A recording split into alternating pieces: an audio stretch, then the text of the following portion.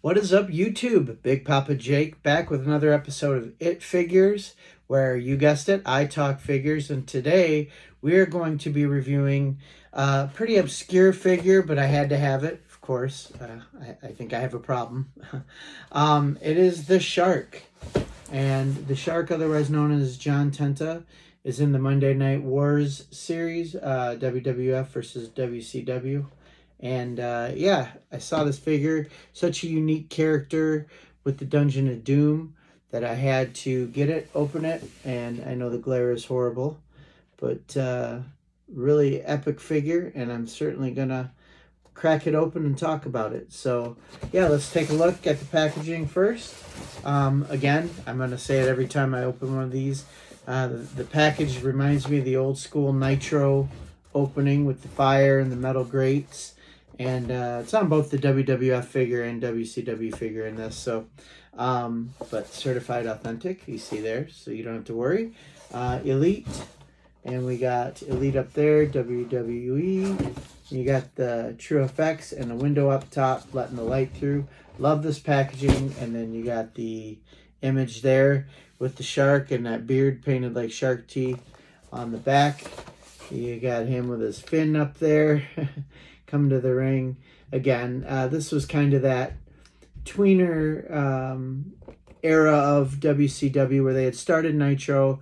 They had Hogan, but Hogan wasn't in the NWO yet. They hadn't gone to that reality-based TV that they went to that was so successful.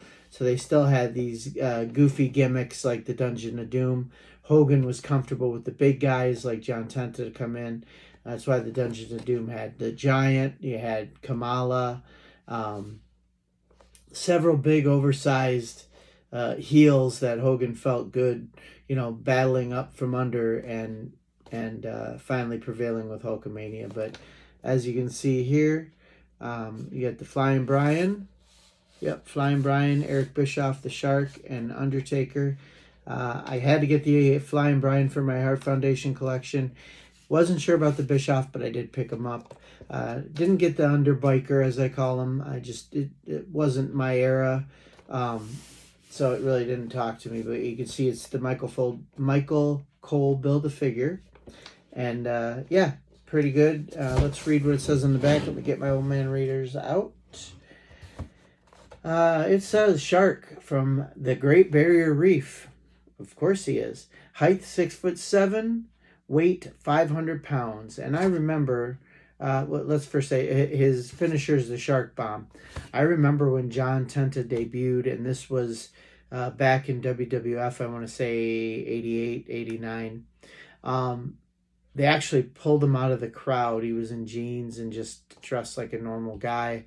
There was a push-up contest between Dino Bravo and Ultimate Warrior, and Jimmy Hart, called him out of the crowd like he was a normal guy, and he ended up, crashing down on the Ultimate Warrior. This was one of the biggest guys I had ever seen. At that, I was like floored by him. For some reason in my mind, and I don't know if it was the regular clothes or what, looked a heck of a lot bigger than King Kong Bundy even. And I love King Kong Bundy. But anyway, so yeah, let's read what it says. WCW Nitro, May 27th, 1996. Now, if you remember, I believe that was the episode Scott Hall debuted on too. So, yeah, this was again that transition time. It says, representing the Dungeon of Doom, the Shark challenged the Giant for the WCW Heavyweight Championship in a battle of the big men. And this was when he left the Dungeon of Doom. And I'll talk about it, some of the stuff in the figures here, about him getting his head shaved. But career highlight, WWE Tag Team Champion. Of course, he was the Earthquake with Typhoon. And yeah, or otherwise the Shockmaster, if you want to call him that. But let's crack this guy open and see what we see. I'm going to try to do it quietly but quickly. And yeah, John Tenta, again, he was one of those big guys that Hogan loved working with. From what I understand, he got his start as a sumo wrestler in Japan, and I think he also did some wrestling professional wrestling in Japan. There's the Nitro Explosion, as I like to call it. And yeah, so definitely a big man sumo wrestler used to pushing people around. I don't think there are any twist ties in here. I don't think it was popping out. I was wrong. There are twist ties in here. Just when you thought it was safe to go back in the water, there's twist ties, right? You older people will get it. but yeah, so Tenta was a really big guy, athletic for his size. Wasn't built, of course, but he was just solid. And come to the second head. Hands here.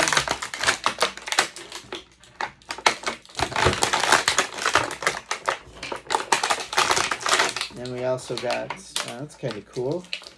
I didn't know which parts of Michael Cole came, but it's his head and his headset. So maybe I'll see if I have enough parts to build a Michael Cole figure and set him on my shelf. So let's take a look here. First, we'll compare. You look at that head there. Again, the beard painted to look like shark teeth. Cheesy. But awesome. I mean, that was pro wrestling when I was growing up. You got the shark fin on there. Sharks on the side of the tights there. Big old shark silhouette there on the back. You got the great white. It says shark attack on his butt. He used to do that splash. I remember when he caved in Hogan's chest and he was off TV for a couple months. Everyone wrote to Hogan and, wished him well.